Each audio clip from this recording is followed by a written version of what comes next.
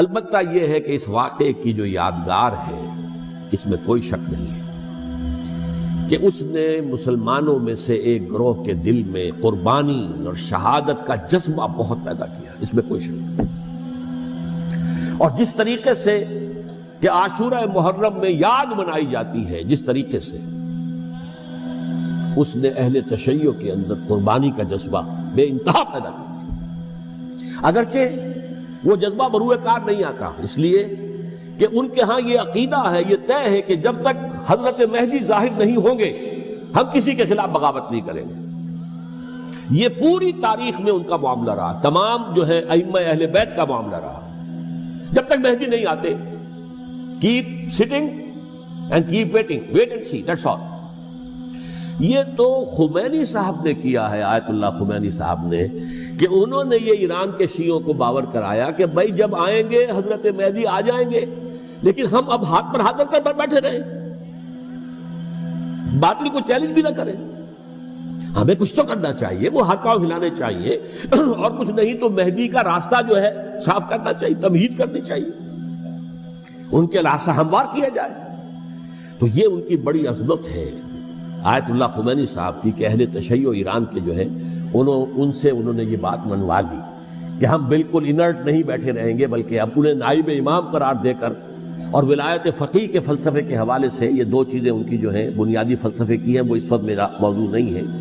انہوں نے عوام کو ایسا کھڑا کیا ہے کہ 20,000 سے لے کر 30,000 کے درمیان انسانوں نے جانیں دے دی، عورتوں کے جلوس نکلے، شیرخوار بچہ گود میں ہے عورت کے اور گولی کھا رہی ہے، مر رہی ہے، گر رہی ہے۔ آپ سوچئے زندگی کتنی عزیز ہوتی ہے، اور شیرخوار بچے کے لیے ماں کی جو زندگی ہے اس ماں کو اپنی زندگی کتنی عزیز تر ہوگی کہ اپنے لیے نہیں تو اس بچے کے لیے مجھے جینا ہے، لیکن نہیں، گولیاں کھائیں گری۔ یہ جذبہ انہی میں ہے۔ واقعہ یہ ہے کہ اہل سنت کے اندر یہ جذبہ نہ ہونے کے برابر ہے۔ یہ میں واشگاف الفاظ میں کہہ رہا ہوں، پورے عالم اسلام میں صرف شیعہ ایران ایسا نکلا ہے کہ جس نے بادشاہت کا خاتمہ کیا، باقی سعودی عرب میں بادشاہت بیٹھی ہوئی ہے، ڈٹ کر بیٹھی ہوئی، اربوں ڈالر کا ایک ایک محل بنتا ہے ان بادشاہوں کا، اور سنی سن ہے، سن، کوئی حرکت نہیں۔ وہ تو اب جو حرکت ہو رہی ہے وہ اینٹی امریکن حرکت ہے جو ہو رہی ہے، وہ در حقیقت وہ مسئلہ بالکل دوسرا ہے جو اس وقت ہو رہا ہے، لیکن یہ کہ عالم اسلام میں کوئی تحریک ایسے نہیں اٹھی۔ یہ اہل تشیع میں ہے جو بالکل استثنائی بات ہے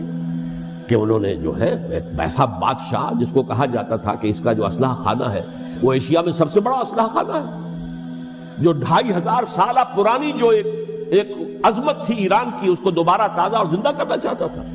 2500 سالہ برسی اس نے منائی تھی، اس کے لیے ایک شہر آباد کیا تھا کہ خسرو یا سائرس یا ذوالقرنین قرآن مجید کی اصطلاح میں اس کی یادگار بنائی تھی، اور وہ سوچ رہا تھا کہ وہی عظمت دوبارہ ایران کی ہوگی جو کہ خسرو کے زمانے میں تھی، جس کا قرآن مجید میں سورہ کہف کے اندر ذکر ہے، مشرقی فتوحات، مغربی فتوحات، شمالی فتوحات۔ تو وہ بادشاہ ہے، اس کو بھاگنا پڑا ہوا قربانی کی وجہ سے۔ تو یہ جو ہے واقعہ کربلا نے، اس میں کوئی شک نہیں ہے کہ ایک ایسی مشعل روشن کی ہے جس کو کہ ہر شخص کو دیکھنا چاہیے۔ یہ بھی انسان، جیسے کہ اقبال نے ایک شعر کہا تھا غالب کے لیے،